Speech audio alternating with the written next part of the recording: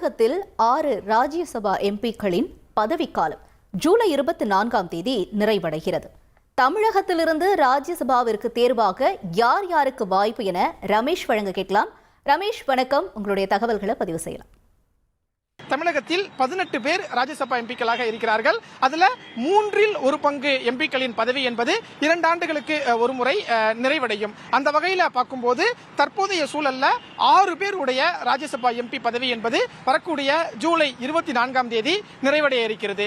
இதுல ஆளும் கட்சியில் இருக்கக்கூடிய திமுக மற்றும் திமுக ஆதரவோடு யார் யாருடைய பதவி நிறைவடைய இருக்கிறது என்று பார்க்கும்போது திமுகவை சேர்ந்த மூத்த வழக்கறிஞராக இருக்கக்கூடிய வில்சன் இவருடைய பதவி வருகிற ஜூலை 24ஆம் தேதியோடு நிறைவடைய இருக்கிறது. அதே போல திமுகவை சேர்ந்த MM அப்துல்லா, தோமுசாவின் பொதுச் செயலாளராக இருக்கக்கூடிய சண்முகம், இந்த 3 பேருடைய பதவியுமே ஜூலை 24ஆம் தேதி நிறைவடைய இருக்கிறது. அதே போன்று திமுகவின் ஆதரவோடு ராஜ்யசபா எம்பியாக இருக்கக்கூடிய மதிமுக பொதுச் செயலாளர் வைகோ இவருடைய மாநிலங்களவை பதவி என்பதும் வரக்கூடிய ஜூலை 24ஆம் தேதியோடு நிறைவடைய இருக்கிறது. எனவே 4 பேர் புதிதாக ராஜ்யசபாவுக்கு தேர்வு செய்யக்கூடிய சூழல் என்பது திமுகவுக்கு இப்போது ஏற்பட்டிருக்கிறது. இதுல ஏற்கனவே ஒப்பந்தத்தின் அடிப்படையில் திமுகவின் ஆதரவோடு மதிமுக பொதுச் செயலாளர் வைகோ ராஜ்யசபா எம்பியாக இருந்தார். ஆனால் நடந்து முடிந்த நாடாளுமன்ற தேர்தலில் திமுக மதிமுகவோடு ஒரு ஒப்பந்தம் கையெழுத்தானது.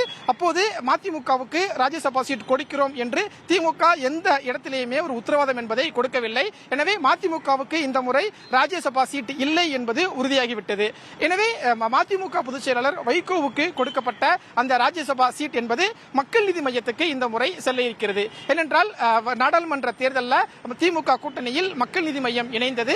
மக்கள் நீதி மையத்திற்கு ஒரு ராஜ்யசபா சீட் கொடுக்கிறோம் என்று திமுக மக்கள் நீதி மையம் இடையே ஒரு ஒப்பந்தம் என்பதும் கையெழுத்தானது. எனவே மக்கள் நீதி மையத்துக்கு ஒரு ராஜ்யசபா சீட் கொடுக்கும் பட்சத்தில் அந்த இடத்துல மக்கள் நீதி மையம் கட்சியின் தலைவர் கமல்ஹாசன் ராஜ்யசபாவுக்கு செல்வார் என்று மக்கள் நீதி மையம் தரப்புல ஒரு அதிகாரப்பூர்வ தகவல் என்பது நமக்கு தெரிய வருகிறது.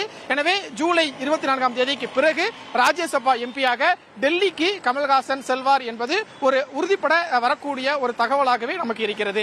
அதிமுக பக்கம் பார்த்தோம் அப்படின்னா அதிமுகவை சேர்ந்த 2 பேர் இப்போது ராஜ்யசபா எம்பிக்களாக இருக்கிறார்கள். அதுல ஒருவர் அதிமுக உறுப்பினர் சந்திரசேகர், அவர் அதிமுக சார்பில் ராஜ்யசபா எம்பியாக இருக்கிறார். மற்றொருவர் அதிமுக ஆதரவோடு ராஜ்யசபா எம்பியாக இருக்கக்கூடிய பாமக தலைவர் அன்புமணி. இந்த இருவருக்குமே வரக்கூடிய ஜூலை 24ஆம் தேதி ராஜ்யசபா எம்பி பதவி என்பது நிறைவடைய இருக்கிறது.